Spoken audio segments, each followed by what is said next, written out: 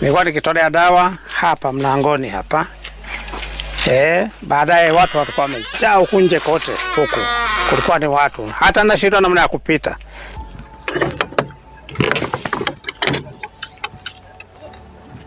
Siku hizi mzee na tiba yake ni kama riwaya. Wanaomkumbuka wala si wengi, lakini wale kamwe ambao hawatamsahau ni wale waliofika kwake ili kupata tiba. Nikiona huyo mzee, tukutane naye tu hivi, hata sijui kama angali hai, lakini nashika sura yake. Huyo mzee nikimpata, jambo la kwanza ni kumwambia zangu nirudishie, au kunisaidia ulitaka kuniua. Pili nitamwambia, kama unahitaji njia ya kutafuta pesa, tumia njia ya haki. Usije ukamaliza wenzako duniani. Miaka kadhaa iliyopita jina lake halikubanduka katika vinywa vya wengi.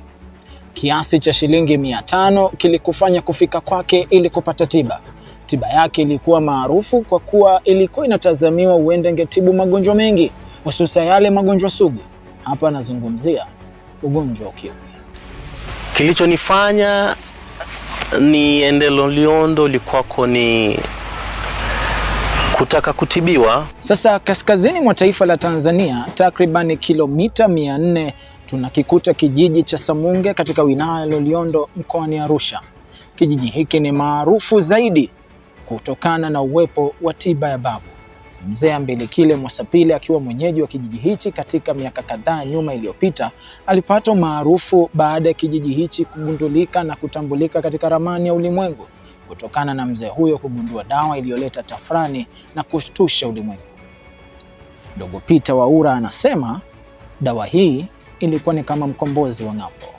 Tulipofika mahali pale tulikuta watu ni wengi zaidi. Tulikuta zaidi ya gari kama 5,000 ambapo walikuwa wamekaa mahali pale wakiongojea. Wagonjwa ni wengi. Mahali pale tukakaa kama 5 days ndio tuweze kupata dawa siku ya kwanza. Na tulipopata dawa, tulipokuja upande wa Namanga, tulikuja wengine wakaanza kukojekea kwa barabarani. Wengine tulipofika wakagojeka zaidi. Wengine walikuwa wanafariki hata barabarani akija miguu. Unakuta mtu amefariki kwa barabara akijaribu kufika kwa babu. Lakini swali ni je, wale walioenda kupata tiba kutoka kwa babu wana maoni gani? Peter Waura anasema wakati akifanya safari ya kuwasafirisha watu kutoka maeneo kadhaa hususa kule katika mpaka wa Namanga kumfikisha mteja wake katika eneo anapopatikana babu, walikutana na kadhia njiani kabla ya kufika katika eneo husika, huku watu walikuwa wametapakaa kila eneo wakitaka tiba kutoka kwa babu. Sasa ilikuwa ni mtihani. Ni kwa sababu pale ni Mungu saidia. Ni kwa sababu huwezi acha dawa ile ya daktari, uweze ukakunywa ya miti, uexpect kupona. Hata hivyo, wale waliopata tiba wamekuwa na maoni tofauti. Wengi wanasema dawa hiyo haikufanya kazi. Nilienda nikapimwa tena. Nikaenda kwa visit, in fact nilienda kwa ile visit ambayo niligundua kwamba niliconfirm kwamba niko na virusi huko Homa Bay. Nikaona pengine hii mashini si nzuri. Nikaenda kwa nyingine na nyingine. Kwa hiyo nilienda kwa ngapi? 3. Na zote zikawa majibu ni yale yale kwamba bado niko na virusi. Tiba hii inatajwa kuwa ilileta matumaini na mwanga wa maisha kwa watu wengi zaidi wale wa ukanda wa Afrika Mashariki. Ndugu Peter Ojunga akiwa ni mwadhiri katika moja ya vyuo vikuu pale nchini Kenya anasema ilimbidi kuachana na shughuli yake ya ualimu na kufunga safari hadi katika kijiji cha Samunge ili kupata tiba. Kilichonifanya niende Loliondo likuwako ni kutaka kutibiwa, kwa maana Loliondo babu Mwasapile likuwako alisema yeye yuko na dawa na hiyo dawa inatibu virusi. Kwa hiyo nikasema hii ni nafasi mwafaka ya kuweza kwenda kupata dawa nami nipone.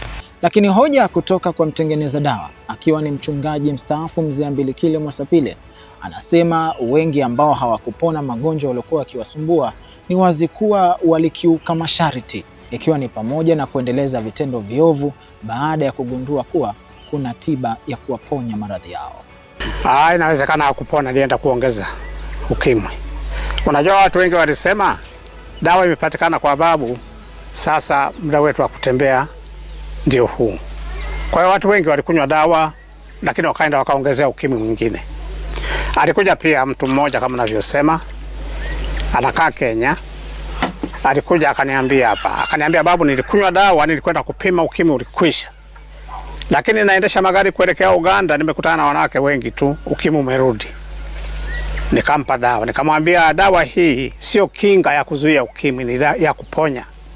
Na ukinywa dawa ukipona, muogope Mungu, sio kwamba uendelee kutenda maovu, kwenda kutafuta wanawake, kwa sababu dawa iko kwa babu. Hata hivyo, tukisafiri mpaka taifa la Kenya, wapo wale waliotumia dawa kutoka kwa mzee huyu, mzee Ambilikile Mosapile. Wanasema baada ya kashikashi za masumbuko na maisha magumu kwa siku nyingi, waliamua kufunga safari kuelekea katika kijiji cha Samunge ili kupata tiba ya maradhi yaliyokuwa yakiwasumbua.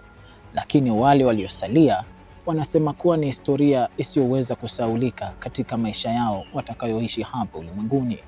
Hata alikuwa analeta hizo dawa tukunywe, lakini nilikuwa nakunywa bila imani. Juu nilikuwa weak kabisa. Sasa nilikuwa naona tu mimi after all mimi nishaenda. Hakuna kitu ninaweza fanya kwa ulimwengu. Hata nikikunywa hii dawa haina usaidizi na mimi. Wakati huo tukisikia hiyo habari tulikuwa na bidii. Tutafute hiyo dawa tupone haraka. Lakini baada ya kuitumia bila tofauti, tukaona ni kama useless. Mkulima kutoka kaunti ya Kakamega, ndugu Peter Lumumba, bado ana mkunjamano wa moyo na masononeko ya mawazo kila anapokumbuka safari hii ya matumaini iliyogeuka shubiri katika maisha yake. Anasema kuwa ilikuwa ni moja ya ndoto pevu aliyokuwa kiota kwa siku nyingi, pale alipogundulika kuwa na maambukizi ya virusi vya ukimwi, na kisha taarifa kutapakaa maeneo mbalimbali ya Afrika Mashariki kuwa mzee aliyejitosheleza kwa umri amegundua dawa ya kutibu maradhi yao. Kwa Biblia walisema waliokuwa na imani ndio waliponywa. Sasa huenda imani yangu haikuwa ya kamilifu, wacha nirudi tena nipewe ingine. Lakini all in all nilikaa, hakuna tofauti nilipata. Waswahili wanasema hakuna mti pasipo mizizi.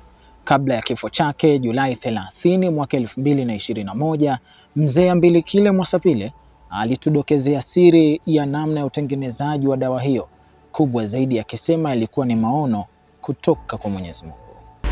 Mwaka wa 91 ndipo Mungu aliponitokea kwenye ndoto, mwaka 91. Kipindi hicho ugonjwa wa HIV ulikuwa mkubwa sana. Watu walikuwa wakifa sana kwa wingi. Mungu akanitokea kwenye ndoto akaniambia watu wanakwisha na ugonjwa wa ukimwi. Nitakupa dawa ambayo itaondoa ukimwi. Akanionyesha mti unaonekana hapa. Lakini kuanzia 91 hiyo sikufanya kitu chochote. Mpaka ilipofika mwaka 2009 ndipo alinitokea tena akaniambia ile kazi niliyokuambia anza sasa. Sasa tunajiuliza, walioamini walifikia wapi na wasioamini walifikia wapi? Majibu ya swali hili yameenda na mwenda zake, yaani mzee Ambilikile Mosapile ndiye aliyekuwa mhusika mkuu wa kujibu maswali haya, lakini kwa sasa ulimwengu umemwacha kando na kurejea kwa muumba wake. Tunajiuliza, bado tunaakisi matumizi ya mitishamba au la? Jina langu ni Dennis Samora. Hakuna mtoto nitakayemrithisha kwamba nimechoka au nimezeeka ama nimekufa, chukua dawa hii. Ni Mungu ndiye atakayesema mpe huyu aendelee kutoa dawa.